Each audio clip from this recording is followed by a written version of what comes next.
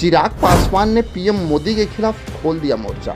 आरक्षण पे कोई समझौता नहीं होगा। आरक्षण के मामले पे चिराग पासवान अब राहुल गांधी के साथ आ गए हैं। चिराग पासवान ने बोला कि सरकार के अंग हम भले ही हैं, लेकिन दलितों की आवाज को उठाएंगे।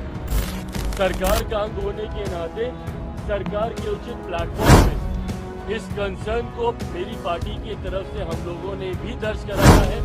आने वाले दिनों में भी इसके ऊपर मजबूत आवाज हम लोगों की तरफ से उठाई जाएगी। एक बार फिर से देश में आरक्षण का मामला तूल पकड़ लिया है और अब चिराग पासवान भी नरेंद्र मोदी सरकार पे हमलावर हो गए हैं। वैसे तो कुछ दिन पहले जब सुप्रीम कोर्ट ने SC/ST मामले पे अपना फैसला सुनाया था, उस समय भी चिराग पासवान दलित समाज की आवाज उठाने वाले पहले नेता बन गए थे।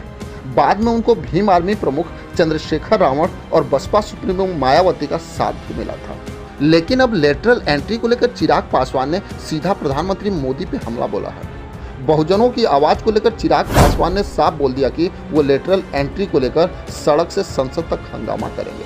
सबसे पहले ये जान लेते हैं कि आखिर ये लेटरल एंट्री क्या है, जिसपे पूरे देश के बहुजन नेता फिर से एक हो गए हैं और मोदी सरकार की बैंड बजाती है। मैं आपको बताते चलूं कि लेटरल एंट्री के जरिए भरे जाने वाले पदों में 45 ज्वाइंट सेक्रेटरी, डायरेक्टर और डिप्टी सेक्रेटरी होते हैं।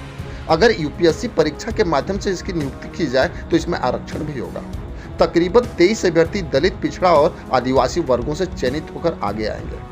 लेकिन आरक्षण और संविधान विरोधी केंद्र की भाजपा सरकार ने चोर दरवाजे यानी बैकडोर से खास जातियों और विचारधारा के चहेतों को मंत्रालय में बैठाने का प्रबंध कर लिया है। वहीं मैं आपको बता दूं कि ये पहला मौका नहीं है। इससे पहले भी मोदी सरकार लेटरल एंट्री के नाम पे विभिन्न मंत्रालयों में ज्वाइंट सेक्रेटरी, डिप्टी सेक्रेटरी और डायरेक्टर के पदों पे 2017 से 2023 के बीच लगभग 52 नियुक्तियां कर चुकी है।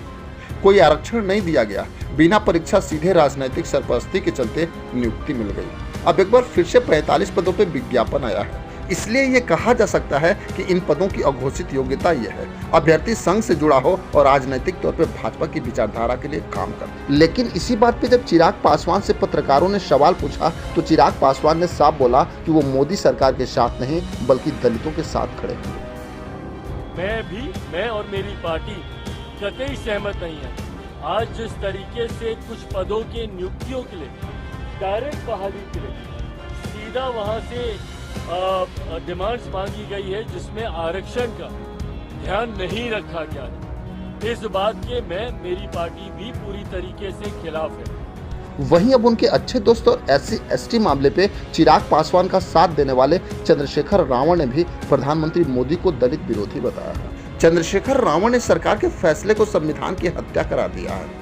चंद्रशेखर ने कहा कि लेटरल एंट्री से भर्ती सीधे सीधे पिछड़ों और दलितों के साथ अन्याय हो रहा है। सोशल मीडिया प्लेटफॉर्म X पे चंद्रशेखर रावण ने लिखा कि परम पूज्य बाबा साहब अम्बेडकर की प्रतिमा के सामने सिर झुकाकर संविधान को माथे पे लगाने वाले प्रधानमंत्री मोदी और उनकी सरकार उसी संविधान को किस कदर हत्या करने पर तुली है, ये लेटरल एंट्री का नोटिफिकेशन बता रहा है। केंद्र सरकार द्वारा अपनी विचारधारा के 45 लोगों को बिना कोई परीक्षा पास किए बैकडोर से मंत्रालय में बैठाने के लिए एक बार फिर से विज्ञापन निकाल दिया गया है।